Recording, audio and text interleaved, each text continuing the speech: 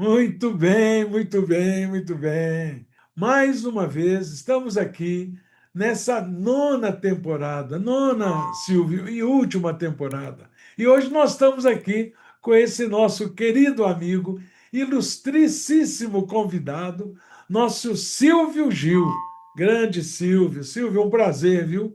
Muito obrigado pelo seu aceite ao nosso convite. Vai abrilhantar muito essa nossa nona temporada com essa gravação do seu episódio. Como você sabe, nossos web espectadores também sabem, nós aqui não apresentamos os convidados, por mais ilustres que eles sejam.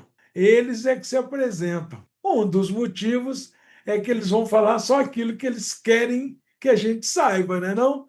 Então, Silvio, fica à vontade, meu amigo. Mais uma vez, muito obrigado. Quem é o Silvio Gil? Oh, pergunta difícil de responder, mas, bom, vou falar um pouco. Eu sou filho de Silvio Fausto Gil, que era meu pai, né? Que era militar, mas ele faleceu quando eu tinha 10 anos, eu tive pouca convivência com ele. E da minha mãe, né? Que é Maria da Glória Schmidt Gil, né? Que essa eu convivi até recentemente, né? Ela também já faleceu. Então, ó, muito do que a gente vem da nossa família, né?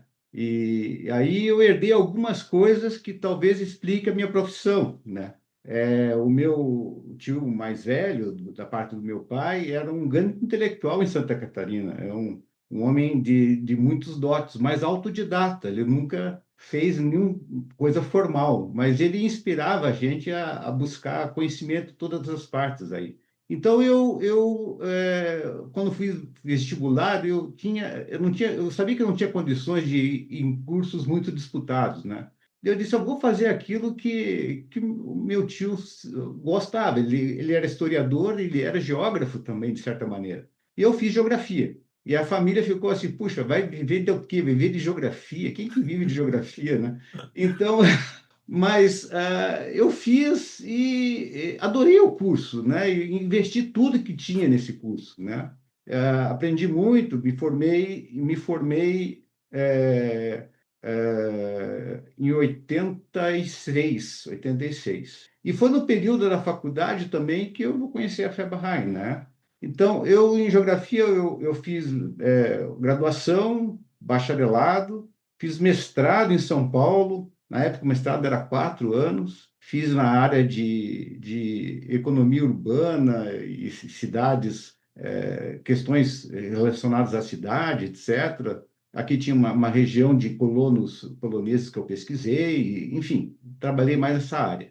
E me doutorei em História. Saí da Geografia e fui fazer doutorado em História aqui mesmo na Federal. E eu queria fazer sobre religião e as portas me fecharam em todos os lugares, né? Porque a Geografia tem uma tradição de ser muito secular, assim, né? Desconfiada da religião, digamos assim. E ninguém queria fazer, até que um professor de História disse, não, eu te oriento. E aí eu fiz meu doutorado em História. Só que, é, e para mim, eu investi toda a minha vida acadêmica e profissional para formar a área de geografia da religião. Então, até hoje, né, me dedico quase que exclusivamente a formar essa área, que é uma área muito incipiente, mas que virou minha profissão. Então, o bom de ser professor, eu sou professor da Universidade Federal do Paraná hoje, tanto na graduação quanto na pós-graduação, mestrado e doutorado, né? Foi poder fazer o que eu quis, ir atrás de alguma coisa que eu gostasse, e me sinto muito feliz com a profissão que escolhi, que me deu muita liberdade,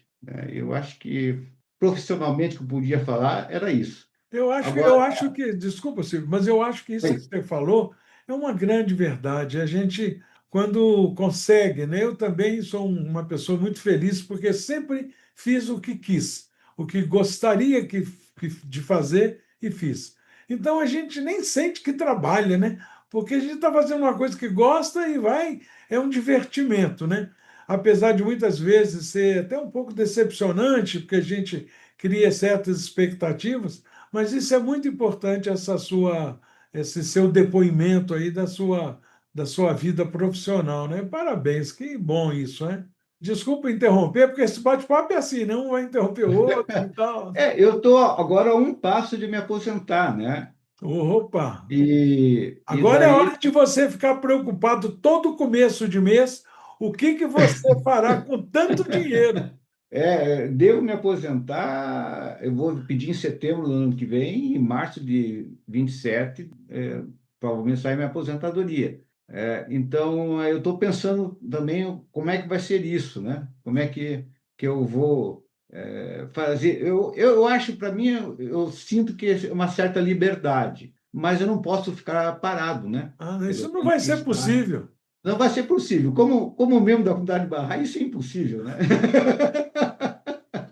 Eu vou Como ter que barrar é realocar impossível. os tempos, né? Para fazer as coisas que eu também gosto. Mas É. eu me sinto totalmente realizado na minha profissão e reconhecido por meus colegas, graças a Deus, os meus antigos professores, meus colegas, que eu também fui colega dos meus professores, na verdade, eu não tive nenhum problema sério com ninguém, me dou muito bem com todo mundo, assim, os mais próximos, os mais distantes, eu me dou bem. Tem um ambiente de trabalho, claro que todo ambiente de trabalho tem suas crises, mas Sim.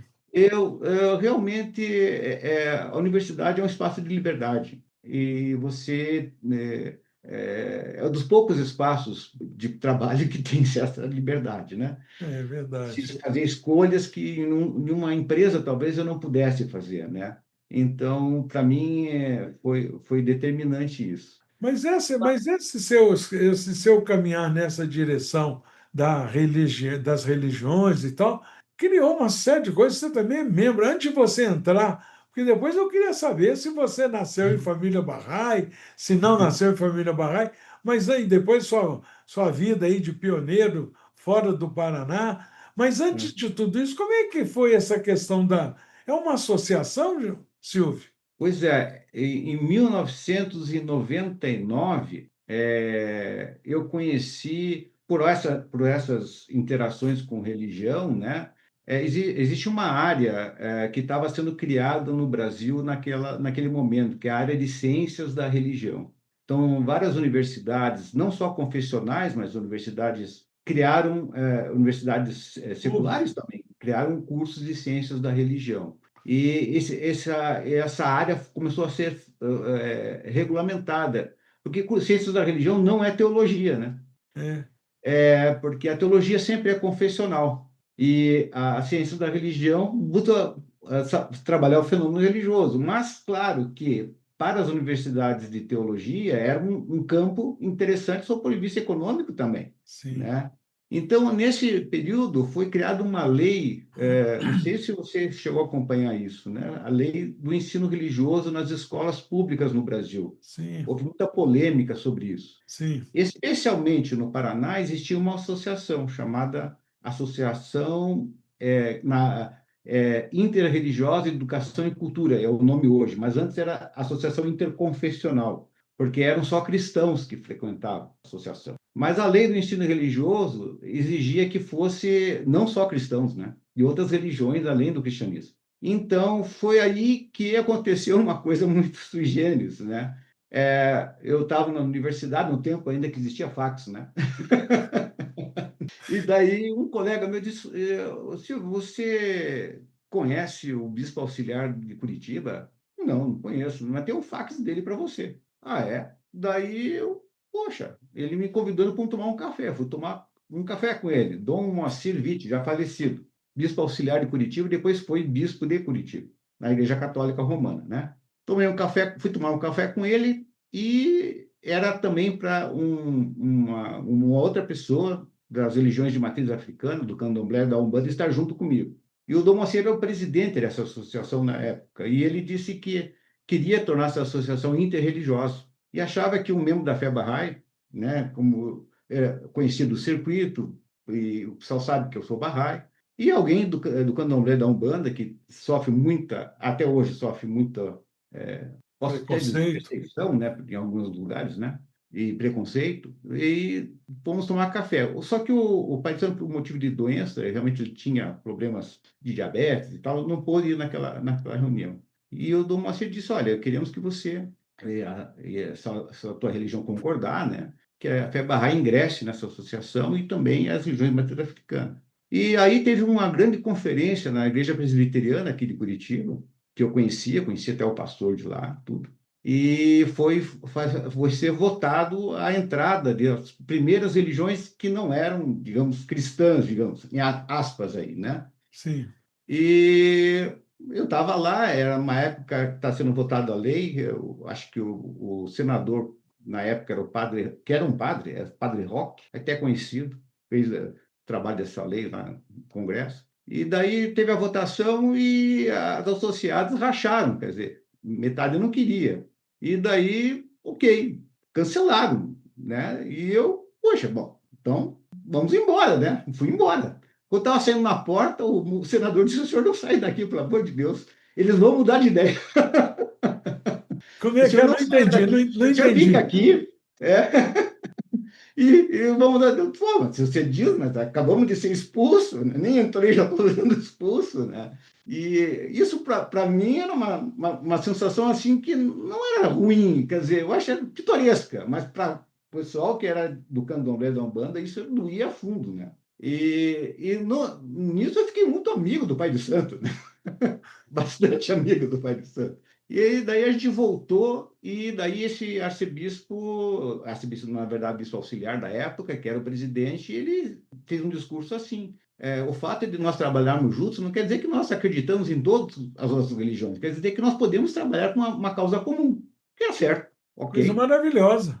E ele disse: quem não sentir que não é possível, pode se retirar, porque não tem volta esse caminho, ele falou. Que E maravilha. assim a FEBARRA e o Candomblé Humano entraram na Associação Interreligiosa, a qual estou até hoje. Hoje sou vice-presidente.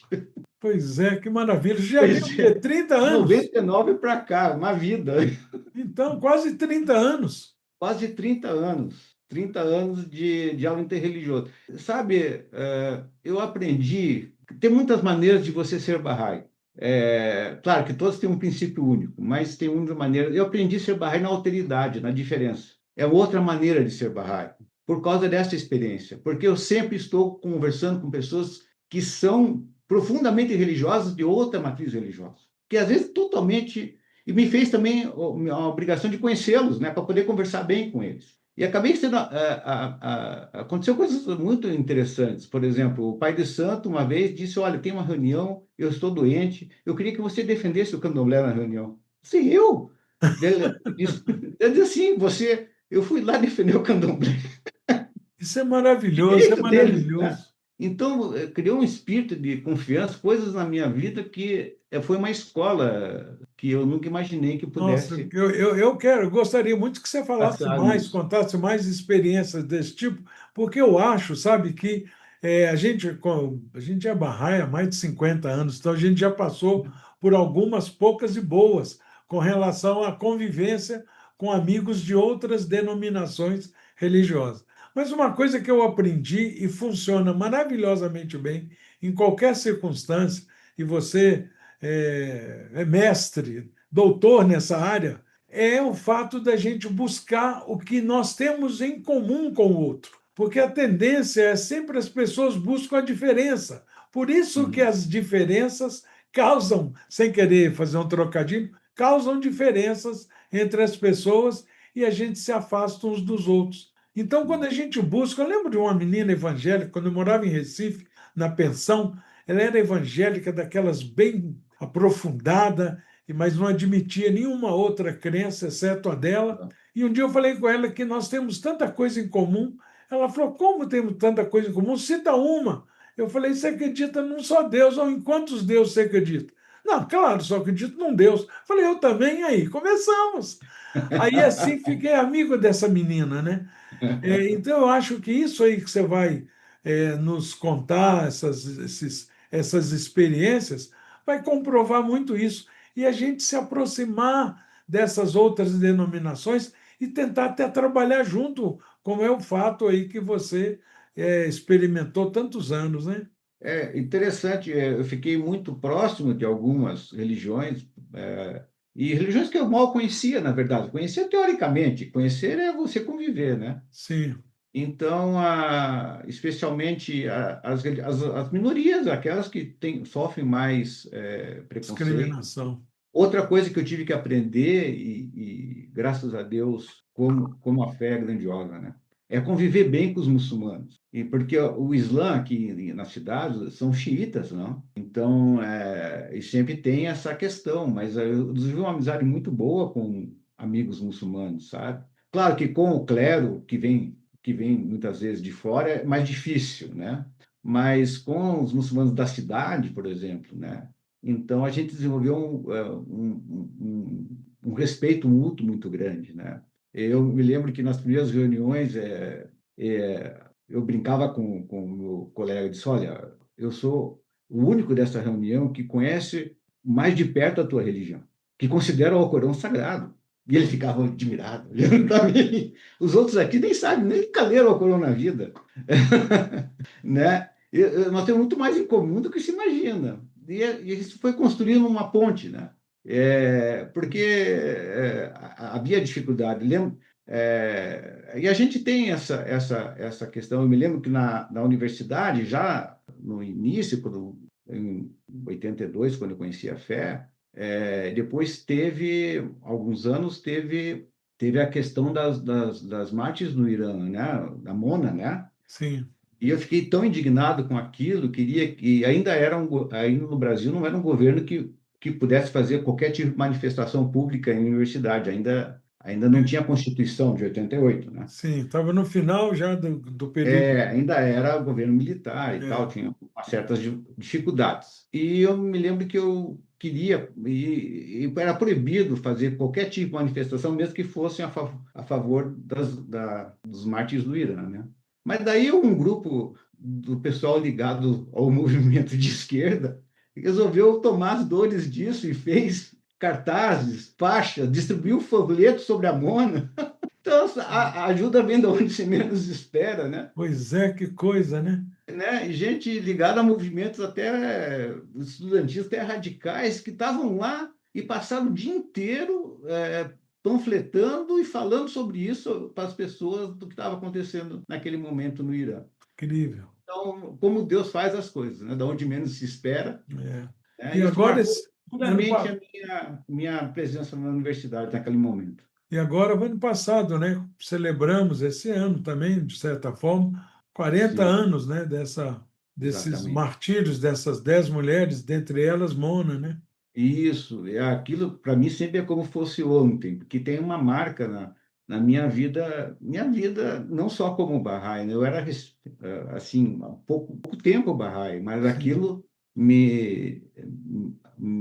acho que define um pouco a gente enquanto Bahá'í, né? A forma como você vê o sofrimento, que você não é pedido para fazer esse tipo de sofrimento ou passar por isso, mas que você vê como é poderosa a fé de Deus, né? sim. Então, isso eu me lembro bastante desse período. Foi no tempo universitário que realmente eu me tornei Bahá'í, né? Porque eu me declaro em agosto de 82, né? Como é que foi que você conheceu a fé, Silvio? Pois a minha mãe era amiga da dona Eline Gobado, né? Que casada com o seu Púrios Gobado. Sim, De longa data, elas faziam yoga juntos. E aí eu conheci, fui na casa deles, fiz amizade com o Círios, com o Soraya e tal. E fui conhecendo assim a fé, mas não me interessava naquele momento por religião, nada, especialmente. Mas passou um tempo, eu fui membro de um movimento católico ligado à teologia da libertação, né? E eu participei um pouco desse movimento, ia nas reuniões e tudo. Depois eu fiquei um pouco meio fora disso, né? Mas aí me despertou o interesse por religião mais sistematicamente, né? uhum. Eu era estudante ainda e agora minha mãe era super católica, né? Então você não, né, não é de família Bahá'í. Não, não sou. A minha mãe era legionária de Maria e Puxa, trabalhava para a Igreja Católica ajudando os doentes de hanseníase, que ainda existe, né? Conhecida como lepra, né? sim, Então, por sinal, é perto aqui da onde eu moro. E ela trabalhava com um frei Frei Rui Denipé, é o nome dele, já falecido, que cuidava dos doentes e principalmente de uma favela que estava em torno desse hospital, porque as famílias ficam estigmatizadas ainda hoje, vai ser uma coisa É, tão antiga, né? é. E ela arrecadava fundos para ele ajudar os doentes lá. Esse homem é um homem especial, Frei Rui Danipé, porque a minha mãe, quando eu me declarei Bahá'í, minha mãe ficou meio em crise, assim, né? Ela ficou, porque ela é católica, né? Até Fervorosa. o que tinha acontecido, ela ficou meio. E daí esse frei ia muito na minha casa, ele pegou as orações Bahá'ís, olhou, mas que orações lindas. E passou uns dias, ele voltou, poxa, eu fiz as orações Bahá'ís para os meus doentes, sabe? Bastante orações Bahá'ís para os meus doentes. Ele, sem querer ou querendo, não sei lá como, ele abriu um pouco o coração dela, sabe? Porque é um homem que estava interessado em ajudar os outros, não importava que religião fosse, né? Então, Esse quando aí seria um membro excelente para a associação aí. pois é, ele é. Hoje o pessoal que trabalha até hoje, né, a igreja está vendo, daqui a pouco ele vira santo canonizado, viu? Porque era um homem fora do comum, assim, sabe? E quando eu fiz doutorado, o meu doutorado foi sobre a Igreja Católica, eu já era Bahá'í há tempo, né? E não tinha espaço para fazer sobre outra coisa, não, eu faço sobre a igreja. Até me lembro que eu perguntei para o seu Rabi, seu Rabi, vou fazer doutorado. Ah, que bom, então mas é sobre a Igreja Católica. Ele olhou bem para mim, olhou assim, pensou um pouco, ele disse assim: Você é o único que pode falar coisas da igreja que nem ele sabe. E ele deu um apoio assim na época, né? É interessante isso, porque quando eu me declarei Bahá'í, houve uma crise na minha família muito grande, Pois assim. é, você estava dizendo que o Frei ajudou até, de certa forma, a amolecer o coração de sua mãe. Eu tinha muita admiração por ele, né? Eu disse, eu queria aprender alguma coisa em latim, ele me deu um dicionário de frases em latim. Então, eu entendi que ele é um homem que pensava só na missão dele. Ele não tinha nenhum tipo de conotação proselitista ou coisas desse tipo. Ajuda, quer ser religioso, tem que ajudar alguém, né? A religião dele é uma religião prática, não tinha nenhum, não importa que religião que você é, desde que você ajude as pessoas, né? Então, eu aprendi um pouco esse lado dele, assim. Ele, já mais velho, abriu as chaves da Cúria Romana para eu pesquisar, porque era impossível acessar. Disse, ó, oh, Frei, eu preciso fazer uma tese de doutorado sobre a Igreja Católica, mas preciso acessar os documentos da Cúria, né? Daí, se eles não vão me deixar, bastou uma ligação do homem que o arcebispo me abriu a porta. Então, ele era uma pessoa que muito respeitada Respeitado. É. dentro da Igreja Católica, né? Um franciscano extremamente respeitado. E, claro, eu fiz com todo o comitê de ética da universidade e tal, e teve isso. Essa passagem é interessante porque na família, a minha crise, assim, depois que eu me declarei Bahá'í, eu convidei os Bahá'ís para ir lá em casa, para me declarar na frente da minha família. Foi uma declaração pública, literalmente. Até tem um jornalzinho da época, o informativo Bahá'í da época, que conta essa história. E, claro, no começo foi muito bom, minha família, minha mãe, meus irmãos estavam lá e tudo bem, Como é que né? é? Como é que é? Você tem quantos irmãos, Silvio? Nós somos em quatro comigo, Você e né? mais três? Eu, mais três. Todos mais velhos do que eu sou mais moço. O meu Logo o irmão, caçula, hein? logo o caçula faz uma coisa dessa, né? Logo o cara que Puxa vida. tem uma crise muito grande. A minha mãe, ela sofreu. Eu tentava dizer que não, mas faz parte das provas de cada um. E eu Porque vinha soa, também. acho que soa como se fosse uma decepção, sabe? Criou um Porque ela menino investiu tanto. católico. Aqui, ó, criou um menino católico, indo na igreja, fazendo Cara, primeira mesmo do movimento comunhão. católico, ainda por cima. Oi? Mesmo de movimento católico, um cara Mesmo católico de movimento mesmo. católico, doutor em religião, está Depois, fazendo doutorado no cristianismo, no catolicismo. Agora, esse menino, alguém virou a cabeça dele. foi interessante esse processo, porque foi de 82, 86, eu estava na universidade, eu fazendo graduação na época, né? Mas eu tive um certo isolamento, não da minha família primeira, mas da grande família, muitas pessoas deixaram de falar comigo mesmo, né? Foi. Aconteceu isso, né? Houve um certo, né? Durante um tempo, assim, mas aos poucos as coisas vão mudando, né? Mas aí, ô, Silvio, desculpa, mas é você, duas irmãs, um irmão?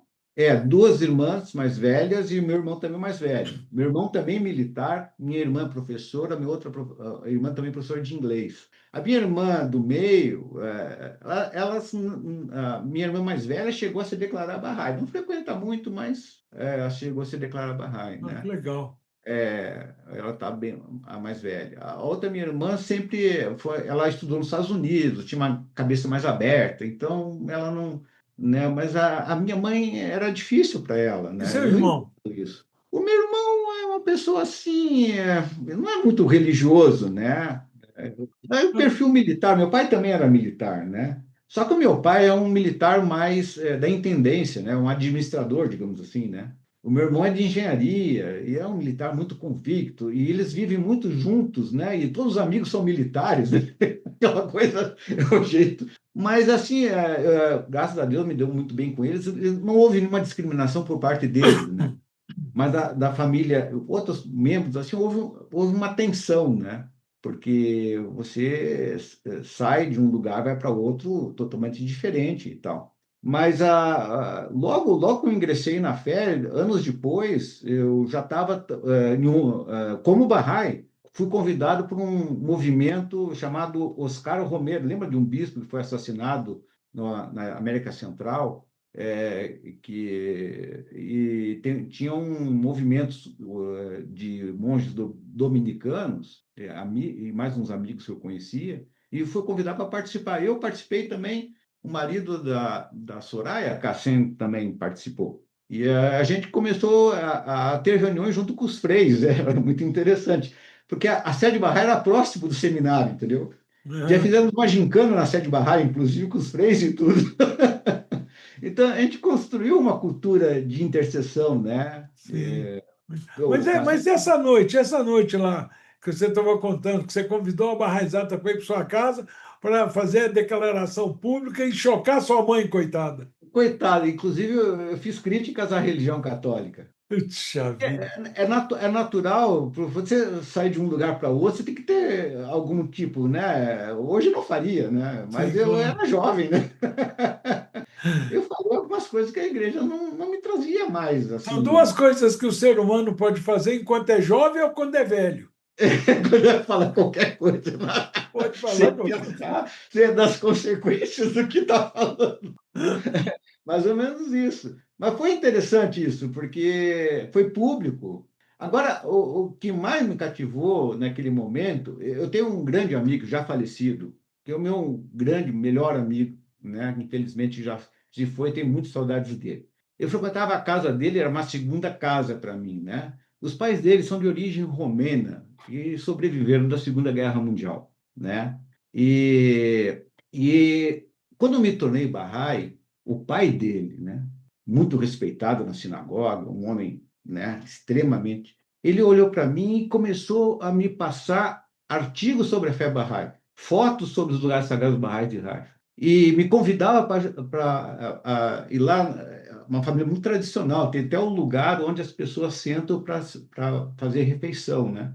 E ele me colocou para sentar num filho dele que já faleceu, no lugar que o filho dele sentaria, digamos assim, né, na Sim. organização da O família. lugar do filho dele.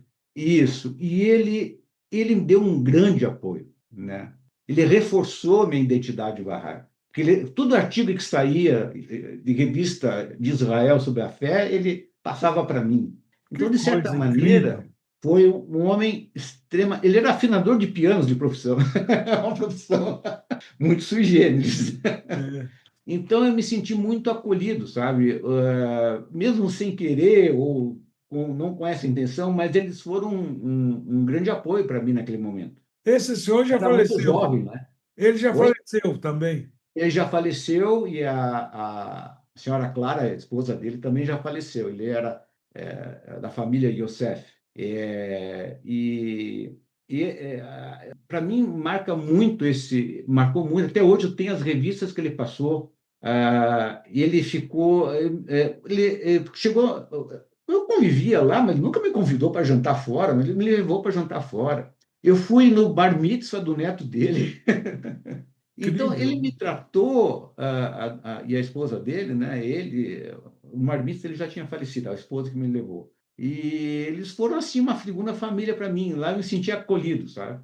Nesse sentido religioso. incrível, incrível. Então, por sinal, me faz muita falta, me emociona muito falar disso, mas enfim, né, tem que falar das coisas que. Mas ali, de certa maneira, nessa questão de você optar por uma fé e você encarnar ela na tua vida, você tem que ter coragem, né? Gente covarde não faz isso. Sim, Então, agora você tem que também ter apoio, né? E o apoio vem de onde se menos se espera. pois é, pois é. Porque, claro, os Bahá'í deram apoio. Daí eu tive, né? Pô, o Habib Taizadeh na minha vida, né? Ele era a pessoa que eu conversava. Eu ia em reuniões com ele, só eu que ia, né? O pessoal não ia mais, né? Mas eu ia em todas. Frequentei muito a casa dele. Ele foi meu E professor ele, de ele inglês, nunca um se péssimo aluno. interessou, e ele nunca se interessou assim por saber mais sobre a fé Bahá'í, sobre quem é esse Bahá'u'lláh. Quem? Ele, O, o a seu família José. José. Ele conhecia a fé, tecnicamente, né? Ele sabia o que que é, ele achava, acho que na cabeça dele, ele tinha, a origem dele, o que ele passou tem a ver com a fé, Bahá'í Aham, também, né? Então, porque ele por pouco não foi morto, né? Ele e a família inteira, né? Ele saiu da Europa Oriental, né? Sobrou pouca gente sobrevivente daquilo, né? pois é. Ele morou em Jerusalém uma época, né? Chegou a morar em Jerusalém e tal, e depois foi para o Canadá e veio para o Brasil, mas já o filho dele nasceu no Brasil, né? O Quando filho ele, dele, meu grande amigo, falava 5 línguas. puxa vida. E tinha Quando mais. ele veio, foi logo depois da guerra, durante a guerra, antes da guerra? Logo depois da guerra, o pessoal da Europa Oriental foge, né? E é ele que sobreviveu. E depois quando cria-se o Estado de Israel, eles vão para o Estado de Israel. Depois eles migram para o Canadá. Hoje a família, a única descendente deles que vive em Haifa, por sinal. Ela vivia aqui, ela vive em Haifa, né? Eu perdi mais o contato, só tem a irmã dele, que uma das Seria irmãs. muito interessante se você conseguisse reatar o contato com ela e Pois é. relatar um pouco de todo esse seu sentimento de amor e apreço por ele. É o pai dela.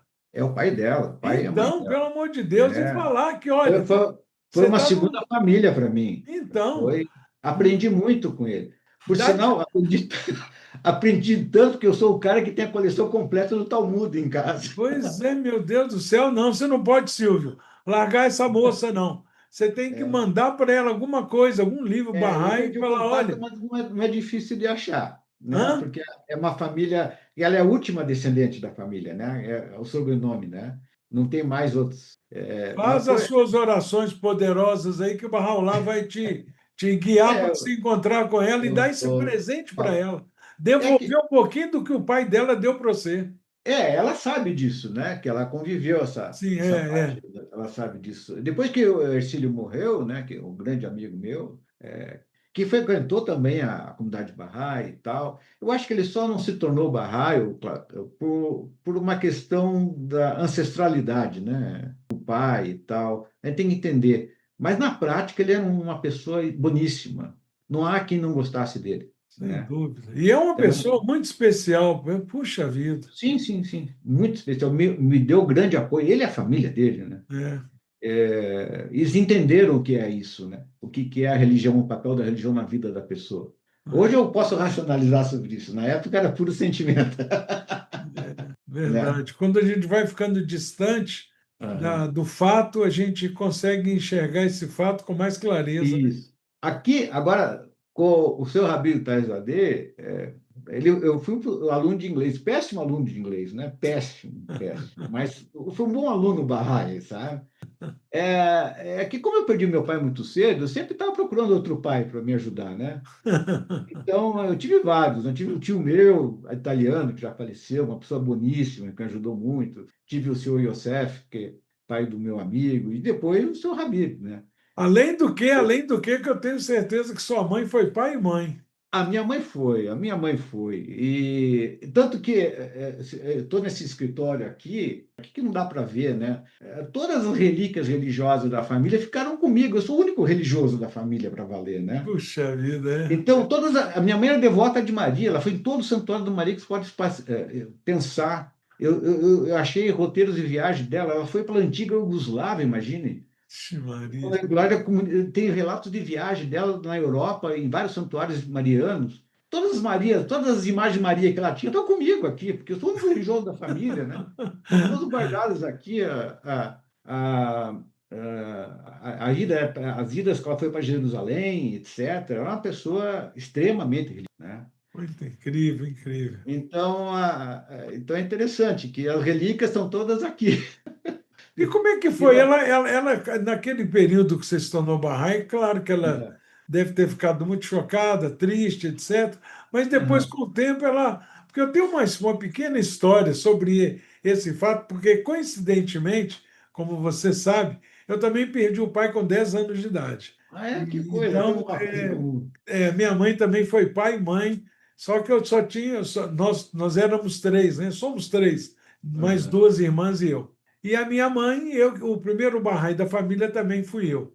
Então eu lembro que meus tios, irmãos da minha mãe, assim, eu tinha 10 anos, a minha irmã tinha 8 e a caçula tinha 4. Então eram três crianças, né? E os tios, os irmãos da minha mãe, os irmãos do meu pai também, todo mundo acolhia a gente, ficava preocupado com o nosso bem-estar e tal. Mas eu tinha um tio muito querido e muito próximo da minha mãe, que era o irmão dela. E ele, como percebeu que eu estou indo para São Paulo, e estou indo para Vitória, e tudo por causa dessa tal de fé Bahá'í, ele pergunta para minha mãe: Geni, você está vendo aí esse negócio do Padinha, está viajando daqui para lá, de lá para cá, só fala em tal de fé Bahá'í. Você conhece essa religião? Porque naquela época eu me tornei Bahá'í em 73. Conheci a Bahá'í em 71. Frequentei durante 2 anos ali com a juventude toda e tal. E era a época dos meninos de Deus, era aquela época de muita maconha, muito movimento hippie, e Uhum. religiões assim apareciam aos montes, né? Aí ele falou com ela, falou, você está procurando saber o que é essa tal de fé Bahá'í? Ela falou assim, olha, eu estou lendo um pouco a respeito, mas não li ainda o suficiente, não. Mas uma coisa eu posso te dizer, deixe o Padim em paz, porque ele está muito melhor filho agora, frequentando essa religião, do que quando ele ia para a igreja. Então, deixe ele quieto fazendo as viagens dele. É um pouco isso Então, mesmo. assim, eu acho que as nossas mães observavam muito também. Acho que o que acalmou. Depois, minha mãe, minha família toda, graças a Deus, se tornou Bahá'í e tal. Mas eu acho que o que acalentava e confortava o coração dessas nossas mães, sua, minha e de muitos outros, era o nosso comportamento, que o seu, você continuou um menino bom, religioso, né? Não mudei muito. Pelo contrário, me tornei religioso, mas um religioso aberto, né? É, Porque tem essa questão com a religião me preencheu, porque senão a gente sempre esse mundo que a gente vive é um mundo de perda. Você perde tudo nesse mundo, né? Para você encontrar algo que você não perca, né? Que te integral, que vai servir para a tua vida inteira, é uma bênção, é, né? Porque nós morremos, nossos parentes morrem, tudo, enfim, né? Tem uma questão, não digo existencial, não gosto muito dessa questão existencial, mas tem que ter algo que te faça sentido você viver, né? Todas as coisas que as pessoas se dedicam, muitas coisas que se dedicam, é efêmera, né? Então, foi um momento muito bom, porque quando eu conheci a fé por um tempo, que fui nas reuniões, Fireside, eu demorei um tempo para me declarar Bahá'í, sabe? Fui no Fireside que tinha você já ouviu falar de Nat King Cole, né? sim. Então, o irmão dele, Fred Cole, foi fazer um show aqui em Curitiba. Hum. E o baixista do Fred Cole era um Bahá'í. Um cara, acho que quase 2 metros de altura, negro, um cara imponente, assim. E ele estava no Far Side. E ele fez a pergunta, mas por que você não se declara Bahá'í? Né? E daí eu disse, olha, eu preciso de um testemunho. Daí ele contou a vida dele e o que ele a questão do racismo que ele sofreu. E ele me desafiou, me encontre uma religião que possa dar uma resposta, né, digamos, plena sobre a superação do racismo. Eu pensei em alguma coisa, diversei um pouco, e aquilo me impressionou muito o testemunho dele. Até a brincadeira que se fazia depois, que o Bahá'í da comunidade fazia depois, tinha que trazer um cara dos Estados Unidos para te convencer. Depois dessa encontro com o Philip, o nome dele era Philip, eu, em casa, eu li Seleção dos Escritos do Bab e O Dia Prometido Chegou, integralmente. Passei a madrugada inteira lendo. E no dia seguinte que eu resolvi me declarar Bahá'í. Tanto que eu conhecia muito pouco de Bahá'u'lláh, conhecia o Bab. Então, eu fui o primeiro o Bab. E o dia prometido chegou do meu lado racional, da nosso destino enquanto civilização. Ele me deu uma resposta que eu acreditei piamente, que o Schogoltein escreve naquele livro, que até hoje, para mim, é importante. É o lado racional, mais racional, digamos assim. E o lado espiritual, as escritos do Bab, primeiramente, depois eu fui conhecer outro. Daí, naquela noite, na casa do Bijan, teve um farside e tal. Daí, o Bijan disse: se você quiser se declarar Bahá'í, não tem problema não. Eu disse: não, eu vou me declarar, mas vai ser lá na minha casa. Daí que eu antecipei o evento. Escolheu a hora e o lugar e o dia. E o dia, Muito metido, viu, Silvio? Então ficou é muito muito metido. metido, né? O cara se acha, né? Não serve para nada, mas pensa que serve para alguma coisa. Não, muito legal, muito legal. Eu também, acho que cada um de nós chega a umas conclusões assim inusitadas. Depois que li, eu não era um católico, eu ia muito na igreja, mas mais para ver as meninas do que ouvir o padre. Mas eu ia, né? Todo no final de semana e tal. Mas então eu nunca fui religioso de ficar lendo Bíblia. Minha família era católica, assim, muito respeitosa. A gente fazia, quando meu pai morreu, toda noite a gente ia para o quarto da minha mãe rezar meio terço, e no final de semana era terço inteiro. E aí um dia, e a gente passando assim certa necessidade, porque meu pai era subinspetor de polícia, tinha um bom salário, mas morreu, passou a ser pensão, né? Minha mãe passou a receber uma pensão. Ela trabalhava também, ela era funcionária pública do Tribunal de Contas, então, isso que sustentava a gente. Mas era arroz com feijão. Não tinha. Mineiro não ter um queijo em casa é muita pobreza. E aí não tinha queijo, goiabada nem se fala para sobremesa. Carne, meu Deus. Então, assim, um dia, numa dessas noites, a gente fazendo lá o terço, rezando o terço, eu falei: mãe, toda noite a gente agradece a Deus aqui. E Deus vai achar que a gente está satisfeito. Eu não estou, não. Arroz com feijão. Na casa do fulano tem queijo, na casa do outro eles comem bife, na casa do outro. Foi meu filho, toda noite nós estamos rezando e agradecendo a Deus por Deus dar a mamãe saúde para poder trabalhar. Mas uma coisa você pode estar certo: tudo nessa vida é passageiro. Essa situação que nós estamos passando vai passar. Agora a gente tem que rezar para que não piore, que passe, mas para melhor. Então, assim, a minha vida era. Minha educação religiosa era esses exemplos assim. Então, uma noite eu terminei de ler O Ladrão na Noite, mas eu nunca tinha sentado para estudar a Bíblia, nada disso. Mas me impressionava com a lógica, com a precisão da pesquisa do William Simmons. Eu não dormi direito aquela noite. No dia seguinte, eu liguei para o Carlos Alberto, para o Caca, e falei, eu me declarei pelo telefone. Falei: Carlos, olha, eu cheguei à conclusão, eu terminei de ler O Ladrão à Noite hoje, eu estou aqui realmente convencido de que essa fé Bahá'í não precisa de mim, eu que preciso dela, porque isso é muito grande, eu não tenho nem noção do que é isso. Eu posso ser Bahá'í? Então, assim que eu me tornei Bahá'í, então acho que Telefone. pelo telefone. Então, cada um escolhe, quer dizer, cada um é escolhido a um caminho. Hoje não, né, Silvio? Hoje a gente não ensina e depois pergunta a pessoa o que ela achou, se ela quer se tornar mais.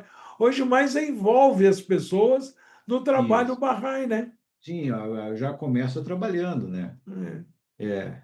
que é eu tive a graça de uma comunidade que algumas famílias de pioneiros barrais, né, como a família Adjoana, a família Mortadi, a família Taizadeh, né, e outra pessoa que para mim gostava muito, muito, muito, muito, muito, é de Shakur Manadinha, né? Que eu convivi, fiz um curso de tesouraria com ele, mas nunca fui tesoureiro. Mas, então, essa geração de quem largou tudo e veio para cá, tem uma experiência vivida que só eles têm, né? Enfim. Então, sempre me admirou muito, e eles sempre me trataram muito bem. Se me trataram assim como um filho, né? Muitas vezes, né? E era muito acolhedor, né? Não que não seja agora é diferente, agora é Sim, diferente, é. né? É outro, mas e eu gostava muito de ouvir a história deles, né? Então me tocava profundamente isso, a ação que eles fizeram. Então sempre admirei eles, assim, profundamente e convivi muito bem com eles, né? Graças a Deus, né? Praticamente todos já se foram, né? Agora tem a segunda geração que é diferente, né? É. Os filhos são diferentes, né? Então, isso marcou a sorte que eu tive de ter uma comunidade com essas famílias, de pé, de conviver, de ter um tempo de convivência com eles, né? Isso é muito Então, isso rico. me marcou profundamente na fé, né? O que me ajudou também depois, quando eu me tornei instrutor viajante, né? Esse E- período seu é muito rico também. Eu queria que você contasse alguns episódios. Eu acho que hoje, esse trabalho que a gente fazia de instrutor viajante, hoje, às vezes, muitas vezes, chamado de pioneirismo de curta duração. O cara Uhum, dedica as férias, os 3 meses das férias dele, por uma determinada localidade, vai e volta. Hoje tem pioneirismo até de vizinhança. O cara muda aham, de um bairro para o outro na mesma cidade, ele também é pioneiro. Então, hoje uhum, há como se fosse uma flexibilização desse conceito de pioneirismo, né? Embora a Casa de Justiça reforça que pioneiro é todo aquele barrai que sai de onde ele mora e vai para outro lugar e continua servindo a fé, continua uhum, fazendo esse trabalho. Então, é pioneiro, né? Mas uhum. aí você saiu um período também daí de Curitiba, e foi para São Paulo, né? Veio aqui para São Paulo. Eu, eu, quando me formei, em 85, 86, eu decidi dedicar um ano, fiquei um ano, várias cidades. Eu passei por São Paulo, mas eu fiquei em outras cidades, até tive que puxar a lembrança das cidades que eu fui para não esquecer ninguém, mas eu fui, mas deixa eu te contar como é que foi a saída daqui. É Isso. uma coisa divertida, né? Tá, minha mãe disse, pô, tu vai ficar um ano fora? Isso era 86, eu tinha recém me formado. E na formatura, você sabe que tinha sempre tem um culto ecumênico. Hoje não tem tanto, né? Hoje é muito Isso, secular. ô, Silvio, desculpa, Foi. tinha quanto tempo que você tinha se tornado Bahá'í? 86, 82 me tornei Bahá'í. Fazia 4 anos, mais ou 4 menos. anos, certo, Porque foi quando me formei, 86, fim de 85 para 86. certo. E daí digamos assim, eu resolvi fazer, né, sair, daí meus amigos, meus amigos de Universidade Rock and Roll, né, meus amigos do rock, resolveram fazer uma festa de despedida para mim. E chamavam de Silvio Stock. Foi numa fazenda. Poxa vida, E daí, e não teve polícia, e, não? não pegou, bom, podia fazer barulho, né? Foi uma banda, fizeram tudo roqueiro, né? Banda de rock mesmo. Pegaram uma banda de rock e passaram a madrugada inteira tocando e a gente ficou e voltou de manhã, né? Eu até tenho gravado isso, gravei. Poxa, legal.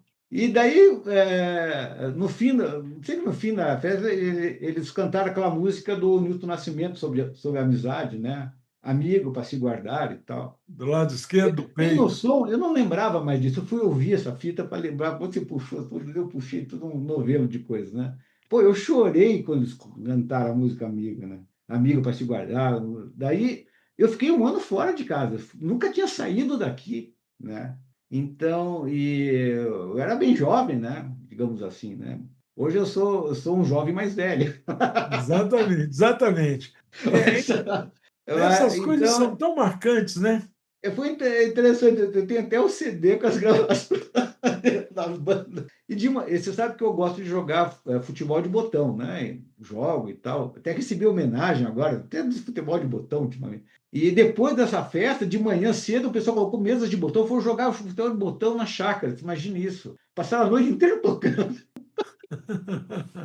Então, e daí, logo em seguida, eu saí como instrutor. Eu não tenho assim, eu notei a coisa que eu lembrava, né? Alguns detalhes eu não lembro, mas dentre as cidades, a cidade que eu aprendi a ensinar a fé, digamos assim, foi Londrina. Eu fiquei em Londrina com a família Berruzzi, Sim. de Arranguir e Afaizê, né? Hoje eles estão Eu também aqui. tinha a mãe dela, o pai, todos já faleceram, né? A mãe E dela ainda é viva. a mãe dela acho que ainda é viva, É sim. viva, forte Eu- ainda. é, ela o pai faleceu, né? É, E eu convivi muito com eles. E eles chegaram lá, era no começo do pioneirismo, eles trabalhavam muito, acordavam de manhã, de madrugada para fazer salgados para atender para lanchonete. Era um trabalho bem. Eu peguei a fase inicial deles, né? Mas eles foram assim uma escola para mim de dedicação, de prestação de serviço. Eu convivi com eles, né? E eu ensinava a fé em Londrina, né? E na época se ensinava muito na rua, né? sim. Volta e meia você tinha que enfrentar algumas oposições na rua, inclusive, né? E era assim que as coisas aconteciam. E muitas reuniões que vinham pessoas na casa deles para a gente ensinar. Então eu passei um tempo com eles. E aí vários momentos meu tempo de instrutor, viajante e tal, o que eu aprendi em Londrina, para mim, serviu para o resto que eu fiz, né? Sim. Depois eu fui para Criciúma, fui para o Uruguai, eu fui para Livramento, no Rio Grande do Sul, e Rivera, no Uruguai. Fui para Paysandu, que é no interior de Uruguai. Fui para Montevidéu, né? E fui várias cidades que eu ensinei. Eu até anotei algumas, né? Eu também fui para Uruguaiana, no Rio Grande do Sul. Havia, na época, um projeto muito das fronteiras, de ensino nas fronteiras, né? É. Mas o que eu fiquei mais tempo, Londrina me marcou mais, né? Agora eu lembro um episódio, só para a gente ver como são as coisas desse. Me lembro que eu estava com o Mauro é da cidade de Mirim, nunca mais tive contato com ele. Mauro do Espírito Santo, né? Isso, É, isso. Mauro também é outro que viajou, teve no Amazonas. Isso. Acho que é Mauro Rosa. Ele nasceu em Mirim. Volta e meia eu passo na estrada e vejo a cidade de Mirim, não sei onde, será que nem sei mais, nunca mais tive contato, nem sei se ele está entre nós ainda. Tá. Eu sei que a gente foi para Maringá, mas antes a gente estava ensinando a fé em Londrina, nós dois, e veio um pastor, né, lembra que a revelação progressiva era sempre polêmica, a revelação progressiva, né? Daí ele disse: quem é esse aí? Esse eu não conheço. Aqui só Jesus que pode nos salvar, mas quase, quase nos colocou no inferno, alguma coisa assim. Foi muito duro. Ele acho que ele era pastor, alguma coisa. E daí nós fomos para Maringá, que a gente ia ensinar a fé em Maringá um dos dias. E quando eu pego o ônibus, eu e o Mauro sentamos, sabe quem senta do lado? O pastor, aquele que nos. Que pegou vocês lá para conversa. Que pegou, que não vou, pegou a gente e tal. O pastor sentado do lado, ele olhou para nós assim e disse: vocês estão indo ensinar religião? É. Daí ele foi tão cortês, tão doce com a gente. Ele Foi ele outra estava ele tava pessoa. público, ele tava publicamente ali dando ônibus. Era pouco que ele tinha que ter, mas ele foi, puxa, que interessante, eu também ensino religião. Daí teve uma conversa tão amigável, e o cara sentado do lado, daí quando ele disse, pô, como Deus faz as coisas, né? Eu queria ter dito alguma coisa boa para ele, agora teve oportunidade. Pois é. Então, a gente, nesses pontos, aí eu fiquei um bom tempo lá no sul também, Livramento e Rivera. Fiquei na casa de Barrais que morava em Rivera. que eu reencontrei eles na inauguração do Templo do Chile, né? Quando teve a inauguração do Templo do Chile, eu reencontrei, por acaso, eles. Que coisa, né? Depois de tantos anos, né? Ela me reconheceu, o marido dela não me reconheceu, mas ela me reconheceu, né? Disse, puxa, como ela reconheceu, eu não sei, né? Porque lá eu tinha nem 20 anos, Mas 22 anos. você, quando mais jovem do que você é hoje, jovem, você não, a sua fisionomia não mudou muito. Pois é, dizem que tem gente que muda mais, né? É, tem gente que é É, outra cara, né? isso. Para mim, ó, esse ensino na fronteira foi muito bom. Claro, assim como ingressava novos crentes, a gente depois, você sabe que tanto ingressavam quanto saíam, né? É, Você voltava depois de um tempo, cadê os crentes, né? é, Mas a gente aprendeu muito com isso. Acho que foi uma experiência, foi um aprendizado, né? Acho que a gente tinha que passar por esse tipo de ensino para poder chegar onde nós chegamos hoje. exatamente. Eu acho que era um momento de proclamação também da fé Bahá'í ser conhecido. É. Sabe, eu falo hoje com jovens, quer dizer, igual você mencionou, e é uma grande verdade. Claro que hoje as gerações de hoje vivem num mundo que a gente não tinha nem ideia de que um dia ia chegar, que a gente ia carregar o nosso telefone no bolso, a nosso jornal, a revista, a televisão, tudo no bolso, através do celular, né? A gente via um vislumbre disso em filmes, né? De ficção. Mas Isso. é outra geração, é outro mundo, é outra realidade, e algumas coisas é muitas vezes melhor, mas outras tem que tomar cuidado porque perde-se muito de ética, de moral, de certas E, condutas, né, respeitosas uns com os outros e tal. Mas é, eu acho que isso que você está falando, que acontecia muito com a gente, nossa, teve um episódio, eu sempre me lembro desse, a gente teve aquele período do que a gente reelegia, ajudava a reeleger as assembleias locais isso. Eu nos fiz 12 parte desse dias do movimento também. Rizvan, né? Isso. Ajudava a eleger nos 12 dias, tinha 12 dias. Então eu lembro que nós morávamos em Manaus, Gabriel e eu, Gabriel hoje nosso membro da Assembleia Nacional. Uhum. Então, Gabriel pegava mais ou menos 15 ou 20 comunidades para baixo, indo em direção ao Pará, a Belém, e eu em direção à Colômbia. Quer dizer, ele rio abaixo, do Solimões, do Rio Amazonas, e eu rio Aham. acima. Era também umas 19. Nesse período de 12 dias, a gente reelegia 19 assembleias locais para cima e 19 e 20 para baixo. Essas assembleias locais, essas comunidades, todas elas ribeirinhas, praticamente a gente ia uma vez por ano, que era exatamente o período do Rizvano para elegê-las novamente. E eu lembro de uma dessas cidades, há anos atrás, a esse período, nunca tinha ido nenhum Bahá'í lá, ninguém conhecia a fé Bahá'í, e era uma vila grande, mas grande quer dizer umas 70 casas, e Uhum. acabava a cidade. E ela era uma subprefeitura de uma outra cidade um pouco maior, que estava distante a 23 horas de barco de distância. Bom, nós paramos ali. Na época, a gente viajava com uma bateria de carro e o projetor de slide, porque muitas dessas vilas não tinha energia elétrica. A gente ligava o projetor na bateria de carro e projetava aqueles slides verdes, sabe que a cor já tinha ido embora.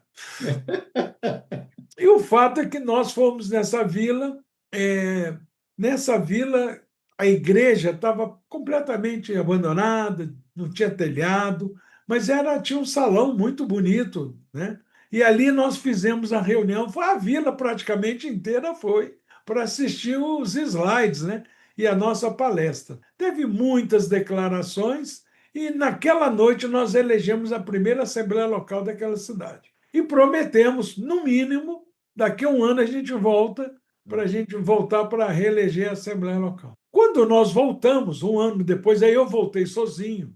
Quando eu Uhum. cheguei nessa vila, a igreja estava completamente reformada. O padre, praticamente, eles traziam ele a laço dessa cidade, que era uma cidade chama Coari, trazia esse padre quinzenalmente, 2 vezes por mês, para celebrar a missa, e a maioria daqueles barrais, todos aqueles católicos maravilhosos. E aí um deles falou com a gente: olha, vocês resgataram Deus no nosso coração. Olha que coisa mais maravilhosa. Eles não tinham nem, Interessante. estavam nem aí mais para religião nenhuma, igreja quebrada, abandonada. Nós vamos lá, falamos de Bahá'u'lláh, ensinamos os ensinamentos de Deus trazidos para hoje e resgatou essas almas. Nós ficamos muito felizes, sabe? Então, Silvio, muitas vezes acontece isso. Você foi, batalhou, ensinou, teve muitas pessoas que aceitaram a mensagem de Bahá'u'lláh. Passam anos depois, você volta lá, não tem ninguém mais, mas está no coração deles. Sim, Eles não sim, vão esquecer. é verdade, é verdade. Então, Foi, essa foi uma experiência muito interessante. Mas você é, estava falando que muitas vezes você estava lá em Livramento, na fronteira, e continua na parte 2.